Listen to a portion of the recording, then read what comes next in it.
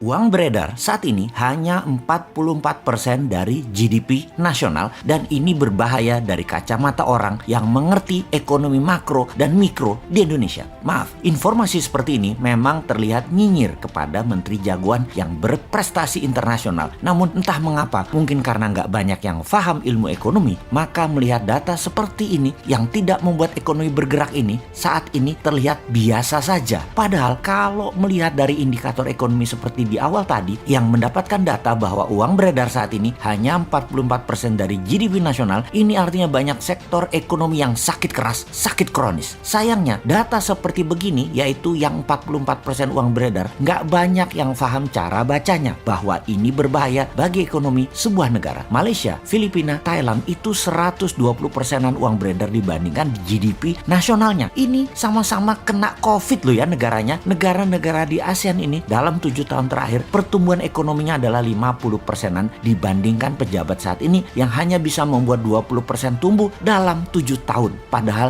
niat dan janji sucinya dulu 50%-an tumbuhnya dalam 7 tahun karena setiap tahun katanya ekonomi harus tumbuh 7%. Dan kalau semua itu tercapai tumbuhnya 50%-an. Ini harusnya ya 50%-an dalam 7 tahun. Ternyata tidak tercapai, hanya 20%. Dan untuk menutupi kegagalan tersebut, maka strategi yang dilakukan oleh yang katanya jago ekonomi dan keuangan negara tersebut yaitu menggunakan FDI, Foreign Direct Investment. Oke, bolehlah strateginya. Sekedar mengingatkan di mana nanti para new mind kalau berkuasa beda strateginya. Pakai DDI, Domestic Direct Investment. Pakai kekuatan kita sendiri dalam negeri, anak bangsa. Saat ini oleh old mind, anak bangsa kekuatan sendiri tidak dipercaya. Bahkan 4L sering mengatakan Indonesia belum mampu, jadi perlu orang Tiongkok. Heran ya, kok anak bangsa diejek tapi oleh fansnya nggak ada yang mencela atau yang kecewa. Oh lupa, punya pasukan buzzer yang selalu meluruskan hal yang bengkok dengan narasi. Bener deh, sangat jelas kalau strategi sekarang adalah cinta asing. Karena itu dipilih investasi FDI. Sekali lagi, namanya juga keputusan orang populer. Semua dilakukan terlihat benar lah. Sampai suatu hari piring kalian kosong,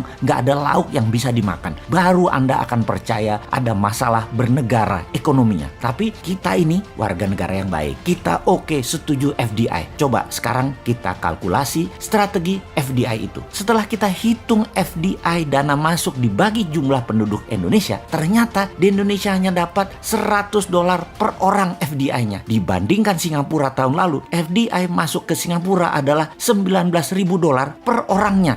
Jauh langit dari bumi FDI Indonesia dibandingkan Singapura itu. Oke, kita samakan dengan Vietnam kali ini. Bagaimana? Biar nggak hilang muka tuh pejabat yang sering dapat hadiah dari negara pemberi hutangan. Vietnam ternyata dapatnya $270 per orangnya dari FDI di tahun lalu di 2020. Oke, kita ke Malaysia sekarang. Malaysia, Filipina sama dengan Indonesia. $100. Seneng? Tahu kalau Filipina dan Malaysia sama dengan Indonesia? Seneng ya? Harusnya yang nggak seneng. Old mind seneng. New mind yang nggak seneng lah. Indonesia tuh punya segalanya yang Malaysia dan Filipina nggak punya. Kok hanya dapat $100?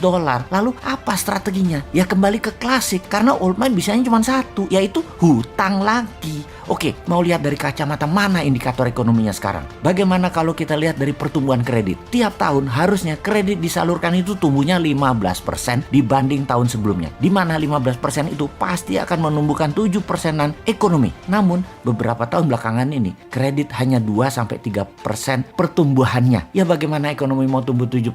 Gak ada likuiditas begitu. Bisa mikir gak sih ini pejabat yang berkuasa tentang ekonomi? Jadi wajar kan tumbuhnya tahun lalu minus 2%. Lalu kita sudah hampir 4 kuartal nih minus terus pertumbuhannya. Kita lihat deh di awal tahun 2021 ini deh. Minus apa plus? Kalau minus jadi 4 kali atau 4 kuartal. Ini menunjukkan kinerja ekonomi negatif. Bahaya ini kalau rakyat mulai lapar. Tapi jujur deh, saya menilai bagus banget narasi para buzzernya. Sehingga rakyat nggak sadar ekonomi ke arah berbahaya. Keren buzzernya, keren. Narasinya keren. Jadi bernegara pakai narasi ya baru kali ini. Kalau yang lain kan bernarasi pakai fakta dan pakai pertumbuhan ekonomi. Kalau sekarang pakai narasi, tapi narasi narasinya emang keren. Asli nih, kalau ternyata sampai tahun 2021 akhir rakyat ekonominya makin berat, maka bisa-bisa pejabat populer tadi jadi nggak populer. Dan jangan sampai nengok semua ke Bosman karena semua yang dikatakan Bosman terlihat benar. Tar dulu, nggak benar juga Bosman ini semua analisanya benar. Namun kalau utak-atik hitungan ekonomi rasanya jarang meleset. Lalu kalau sekali lagi sampai akhir 2021 ekonomi Indonesia masih minus, apa saran untuk mengatasi hal ini? Maka kaum New Mind akan berkata gampang, tahun 2022 pemilu dipercepat aja, nggak usah nunggu 2024. Piejal, setuju?